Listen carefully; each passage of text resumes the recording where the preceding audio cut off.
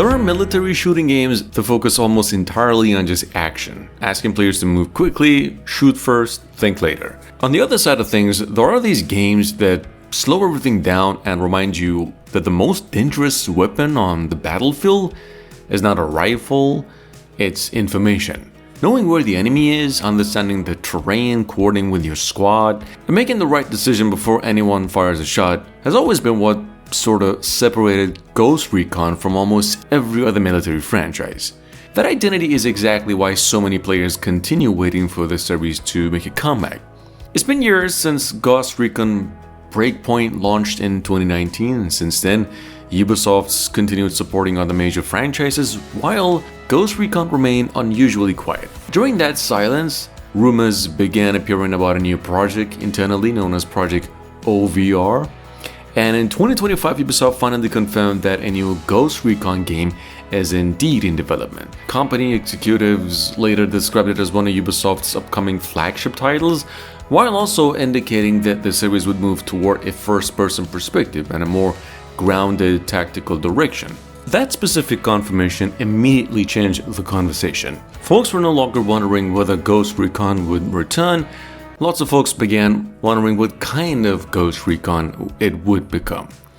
See, after Wildlands and Breakpoint, the franchise sits at a very interesting crossroad. One game was praised for its enormous sandbox and co-op freedom. The other one introduced ambitious systems but received mixed reactions before improving considerably through years of updates.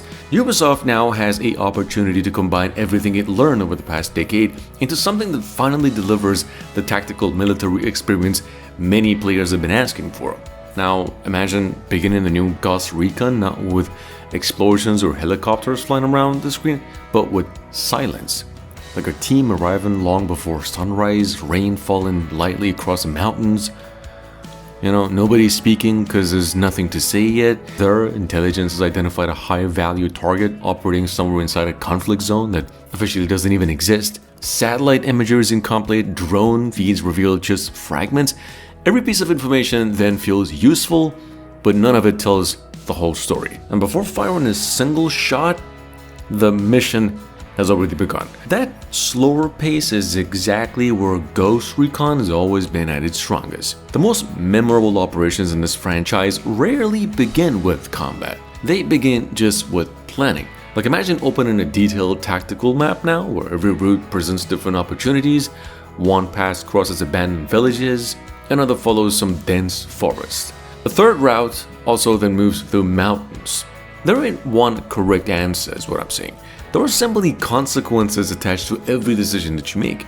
That philosophy alone could separate the next Ghost Recon from many modern shooters that constantly funnel players toward predetermined action sequences. Now, recent reports suggest that Ubisoft wants to return to a more realistic military style inspired by tactical shooters rather than just fast-paced arcade shooting.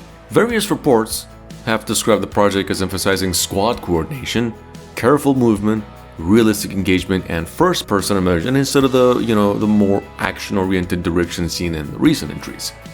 In fact, if those reports prove accurate, they could represent the course direction the franchise needs. Because realism isn't simply about making weapons louder or bullets more dangerous or just graphics. Realism comes from uncertainty. Imagine entering a village where nobody immediately appears hostile. Children are playing soccer, stores are open, farmers move equipment between the fields, working, and somewhere amongst them, intelligence such as enemy operatives are somewhere hiding. You can't simply eliminate everyone. You have to observe, watch the patterns, study behavior, notice who disappears when military arrives, notice who avoids eye contact, who seems strangely interested in your movement. The mission becomes detective work because it becomes combat. That kind of tension is incredibly difficult to create through non-stop firefights. On the other hand, the environment itself could become one of the game's greatest strengths, so to speak, where instead of filling maps with repetitive objectives, every region should feel like a genuinely military theater shaped by its own politics, geography, and human conflict. The battlefield never feels designed for players, it's just simply what it is, it exists, which that automatically makes every mission feel more believable. One particularly exciting possibility involves squad behavior. Ghost Recon has always emphasized teamwork, but modern technology could elevate AI companions dramatically now. The player remains in command, of course, but leadership feels genuine rather than just mechanical. That distinction matters because military operations succeed through trust, not automation. Enemy intelligence deserves the same level of attention, so to speak. Like, imagine hostile forces adapting over time instead of repeating identical mistakes. A successful infiltration causes some future enemy units to deploy additional equipment. Stuff like that. The battlefield learning, just like you do. That, in fact, creates a campaign where every operation influences the next one. Combat itself, by the way, should remain grounded. Ghost Recon's never needed exaggerated abilities or cinematic acrobatics and whatnot. The tension comes from vulnerability. Every bullet matters, every exposed position carries risk, every engagement feels dangerous. A modern Ghost Recon should fully embrace a lot of those identities. Like, one well-planned operation ought to feel more satisfying than clearing dozens of enemy outposts through just brute force. Technology could naturally support that experience as well now that we're on that area. Every tool could offer advantage, every tool introduces compromises. That balance keeps decision-making interesting.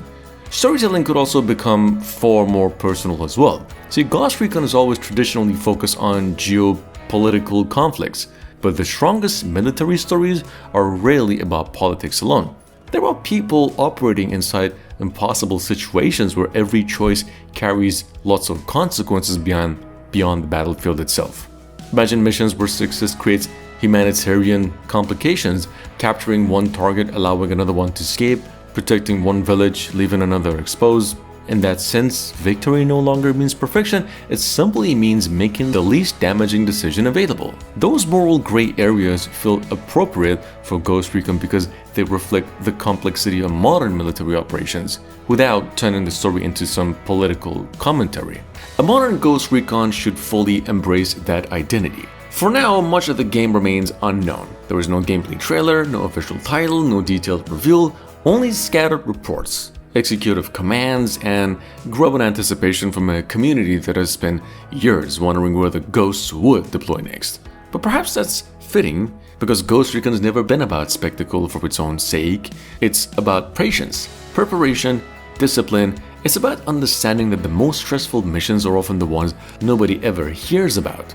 It could become something much rarer, a game that reminds players that the quietest soldier on the battlefield is often the most dangerous one as well. Hopefully, we're going to be seeing that sooner rather than later.